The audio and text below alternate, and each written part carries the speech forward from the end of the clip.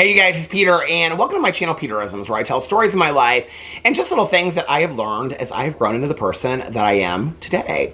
And we're going to read some meditations today. Brought the meditations back again. I'm very excited about it. Just looked up the date. I was like, is it already February 27th? I was like, I cannot believe that we are days away from March. It seems unbelievable. But you know what? Days away from March means that we are closer to the pool opening. My cousin just sent this to me the other day. Both my cousin Caroline and I, we have the pool countdown on our phones. Okay, here it is.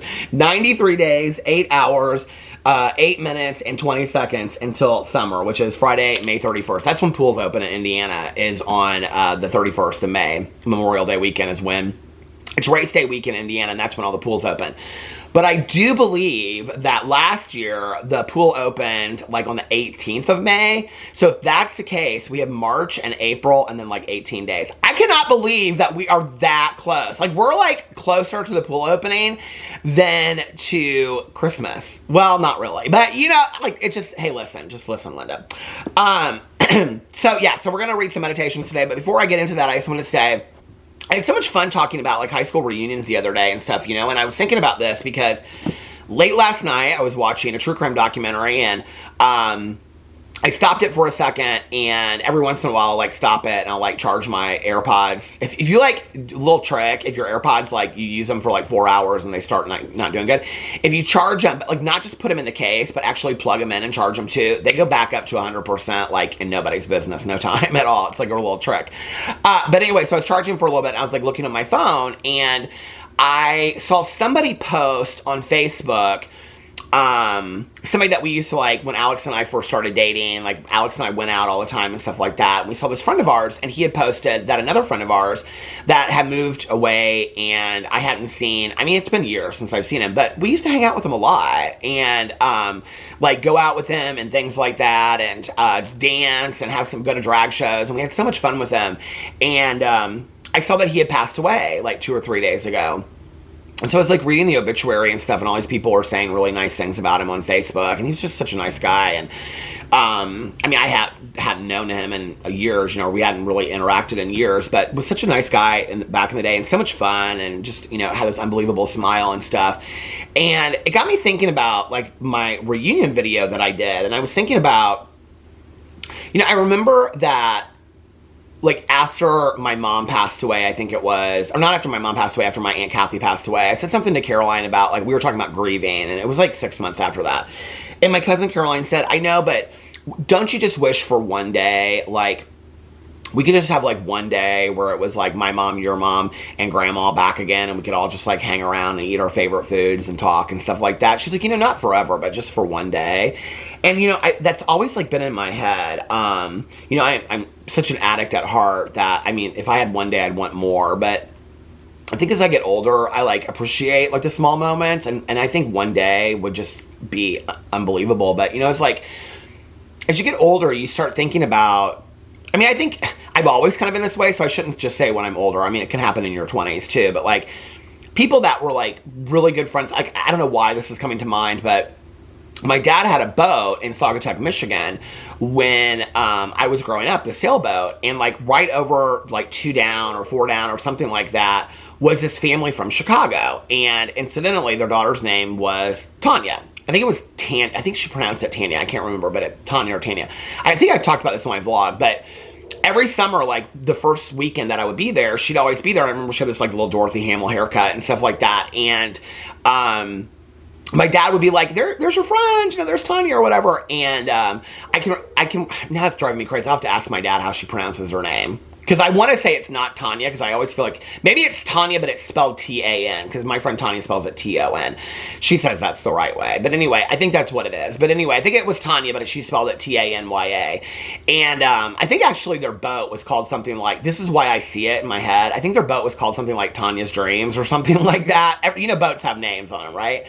And so that you name yourself. And I can remember like every summer, like summer after summer, showing up there, and it was like Dill showing up in To Kill a Mockingbird to see, you know, Scout and Jim. And I can remember that like first day being so excited to see her. You know, it was somebody that didn't grow up with a lot of friends. You know, I think about that, and I think about this girl that I was friends with, like after, I was just thinking about her yesterday, my friend Kim that I was friends with, like after high school, and, you know, we were like really close and in writing classes together and did this like literary magazine together and stuff. We were really, really good friends. And, you know, I reached out to her a couple years ago and like kind of found her and all this kind of stuff. It's not hard for, I mean, that's what I do on my drama channel, right? And so I found her and reached out to her, and I mean, like, our lives are just completely different. It was a nice conversation, but our lives are just completely different. And I thought, you know, the other night, or last night, I was thinking, wouldn't it be nice just for like one day, like all those people that have passed and all those people that are still here, maybe some that we haven't seen for a while, or maybe people that we see all the time, we could just have like a reunion of sorts that we pick. Like, we could make the list of the reunion, you know? I can remember my friends and I, when we were in high school, you know, we'd always say that like every year we were going to meet up again, you know, and then that just didn't happen. It didn't even happen, I don't think, for like the first year. Some of my friends I stayed very close with through the years, you know, and one of my, well, two of my friends were twins, my best friends. I was best friends with one of them one year and best friends with the other twin my last 2 years, or the last year mostly. And, but really close with both of them all through high school. And their father passed away. Was this before I was on YouTube? I think it was. So it probably would have been like 8 years ago. Their father passed away and they came home for that.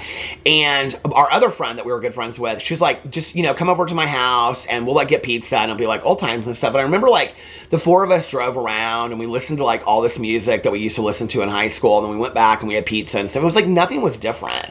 Like, it didn't really feel like, you know, even though like one of my friends was a physician and my other friend was a teacher, and, you know, my other friend was a teacher, and it was like nothing had really changed, you know. And it was like, here we were still driving around listening to music and stuff and going by all the old places we used to go to. And it was really nice. Like, I'm really thankful for that one night. Like, it was such a moment. I can remember leaving there. It's never enough for me. I left there and I just was like bawling. Like, I was like, this isn't going to happen again, because like they said to us, they said, we really don't have any other reason to ever come back here, because they live in Washington and Oregon. And so they're like, there's not really any you'll have to come visit us, you know? And we're like, oh yeah, we'll come visit you. I mean, like, those things are sad, but they never happen, you know? I noticed my friend the other day on Facebook, she posted, one of the twins, she posted, so these were my friends that went and lived in like communes out west and all that kind of stuff. They're very, very hippie to this day.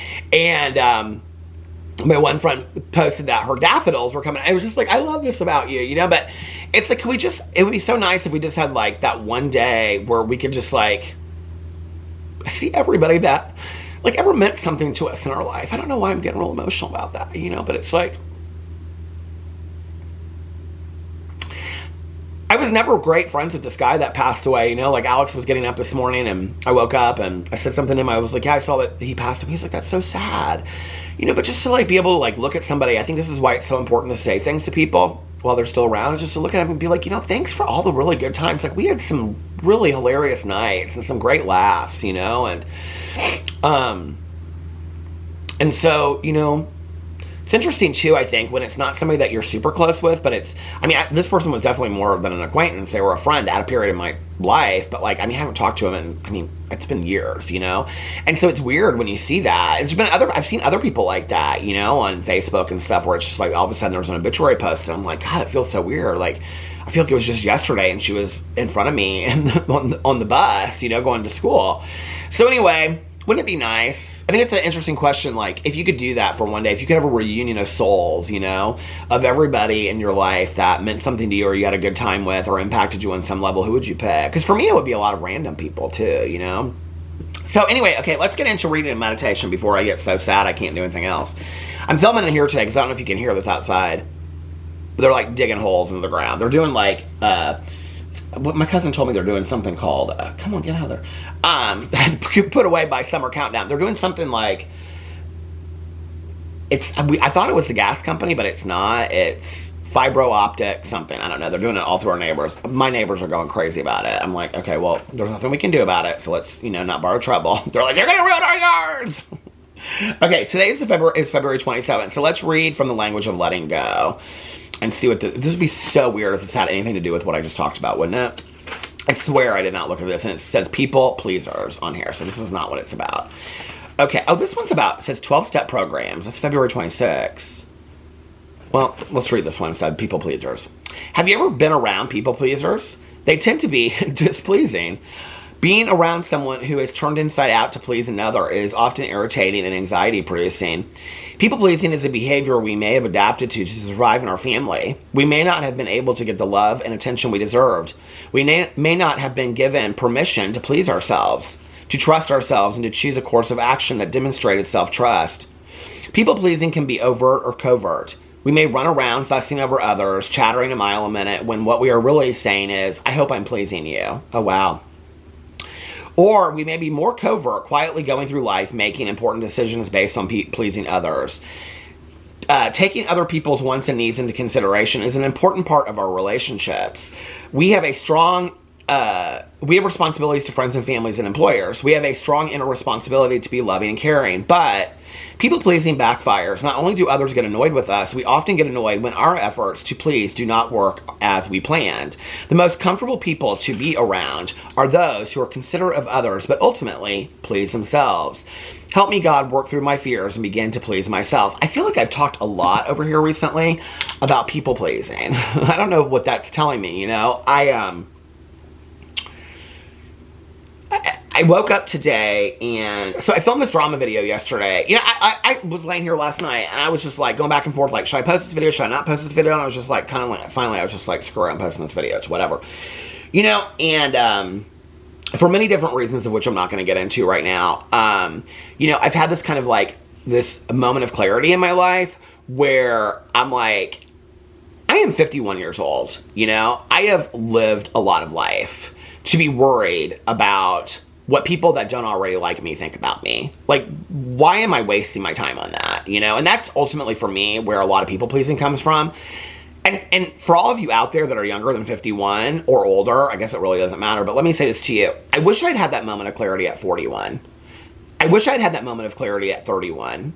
I wish I'd had that moment of clarity at 21. Honest to God, I wish that I would have woken up one day and been like, first of all, like what they say, what other people say about you is none of your business. And why, like my mom always said to me, if you don't value the opinion of, if you don't value somebody, why do you value their opinion? You know, she always say, don't value those people's opinions.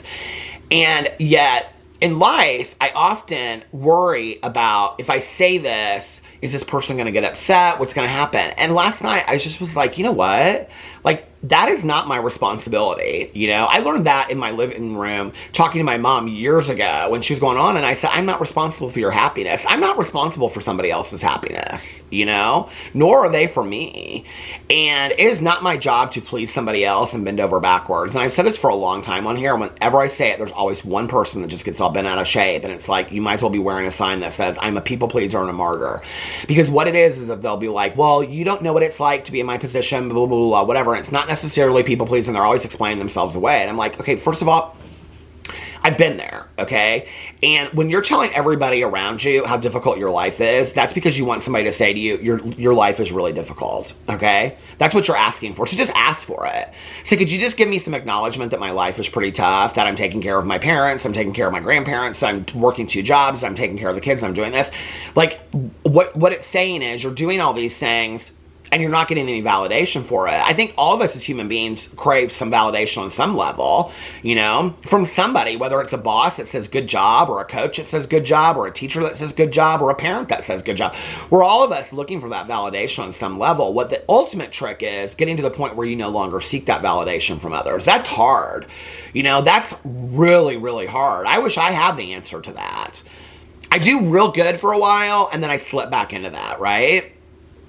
And, you know, I've talked about this before where it's like, I have set really strict boundaries with people and realized that I was a people pleaser. And part of being a people pleaser is tolerating other people's bullshit that you don't want to. And that means when they never ask you any questions about yourself, they never ask you how you're doing, they never this, they will always tell you how great they are to you, what they do in the world, how great they are to the world, what they're doing. They'll always tell you, it's like, so like to the point of just like, God, I'm so tired of hearing this, right? Like, go be a great person somewhere else. Because in all honesty, you're really not that great of a person. Like, you say it, you know, like, if you have to say it all the time, then maybe you should show it a little bit more, right? But I've been there before when I'm a people pleaser. I've been there when I am like bending over backwards to make everybody else in my life happy. You know, it's like, oh, well, you know, somebody will be like, where should we go to dinner tonight? And I'm like, and in my head, I'm thinking, God, like, I do not want Chinese, right? And then, you know, let's say if I'm going out with 3 friends, and like, 2 of my friends are like, oh, well, I'd like Mexican. I'm like, oh, Mexican sounds good. And the one friend's like, no, Mexican's gross. Let's do Chinese. And we're all like, okay, let's do Chinese, because that friend dominates the group. I don't have friends like that in my life anymore. I don't have friends that always go along and do everything that I want to do, but we have conversations about Chinese versus Mexican food, right? Like, we don't just go along because we just don't want to cause waves or piss somebody off. I don't have friendships in my life like that today. I don't have relationships like that in my life today, you know? Period.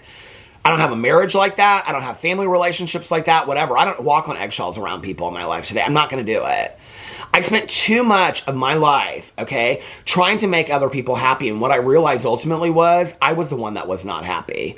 I was the person that was suffering as a result of it, you know? Not from all the way from not speaking my truth, you know, or sharing how I really felt about something, to doing things I didn't even want to do, to the point where it almost isolated me because I just started saying no to everything, and then I suffered on that.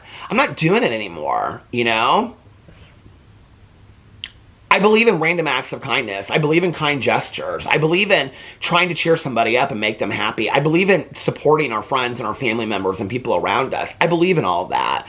I don't believe in bending over backwards and making my life miserable so that somebody else can be happy. That is not my role on this planet. And it's not your role either, you know? And the other thing I will say is, since I've kind of moved out of that role of being a people pleaser, is I really noticed that a lot of people that I've known in life that are people pleasers are also the people that play martyr. And what I mean by that is that they'll say like, well, if I'm not doing this, who's going to do it? Who's going to set up this cupcake party? Who's going to set up this? Who's going to set up that? Like, if it's not going to be for me, well, somebody will figure it out. Somebody will figure it out. I had to learn this a long time ago. I am really not that important to this planet, you know? I'm just not. And hey, listen, thank you for the comments that will say, Peter, you're so important. I appreciate that. You know, it means a lot to me. But the reality is, the day that I'm not here, the world will continue to move on. You know? My sponsor says to me often, she'll say, you know, we all of us have an expiration date. What are you going to do before then? And it's something I always think about, you know? Do I want to play martyr? And there's a fine line, I think, between being a people pleaser and being selfish. It doesn't mean you're selfish and you just do everything you want, right? But when you find yourself bending over backwards for multiple people and you're miserable as a result of it, something's got to change, you know? Reality therapy teaches us that if what you're doing isn't working, try something different. And I am a big believer in that, right? Like, if you're doing something over and over again, it's insanity. It's the definition of insanity in, you know, recovery. Doing the same thing over again, expecting different results. If that person after 10 years hasn't looked at you and said, thank you, I really recognize how much you do for me, they probably aren't going to. And in all honesty, it's not just about not being a people pleaser for that person. It's maybe you're not getting from that person what you need. Maybe you need to reevaluate that whole friendship or relationship. I've had to do that in my life. I've had to evaluate my part in that relationship and be like, am I being the friend that I would want? Am I being the husband that I would want? Am I being the son that I, you know, would want if I was a father? Am I being the best cousin to my cousin? Am I being the best neighbor to my neighbor? Ultimately, that's what it comes down to. But that doesn't mean bending over backwards and living a life of misery just so other people are happy. Listen, there are no accolades, okay, at the end of our lives where people are like, you know what? She spent her entire life making sure that everybody else was happy and she lived a shit life. Trust me, there's no accolades for that. You know? So, why are you doing it? I don't even know why I did it for as long as I did. I was seeking something. I'm always a person that believes in looking for the motives, you know? And when I just start looking at that stuff in inventory and my sponsor would say things to me like, what's your motive in this? Like, why are you doing these things? You're not happy. You're coming to me and you're complaining about it, but then you're doing it like with a smile on your face, you know? And I'm like, why am I doing it? There's no reason for it, you know? It's like the line said, it's like, you know, people pleasers are often displeasing, you know, because they're not happy people. I wasn't happy when I was making sure that everybody in my life was happy except for me. You know, I'm a big believer. It's like the coin that I got when I got out of treatment that said you must first be a value to yourself before you can be a value to somebody else. I know it's so hard. People are always like, well, how can I first be a value to myself? How can I take care of myself when I have 10 other people to take care about? I don't know. Figure it out. Because you can't. The people that take care of the most people are the ones that are the most run down. That is what I have found out in this world. When I'm taking care of the most people in my life is when I feel the most run down. And if if I truly believe that they're not going to get what they need if I'm not taking care of it, then I got to take care of myself. Then self-care is pretty important, you know? So, just, I don't know, don't be a people pleaser. I still fall into it, you know? But I don't want to. And I definitely don't want people around me doing or telling me things because they think it'll make me happy. You know, first of all, it doesn't make for a very interesting life, you know? Sometimes I have to be introduced to new kinds of food that I don't want to try. You know what I mean? Anyway, let me know what you think in the comment section below. I love you guys, and I'll see you tomorrow. Bye.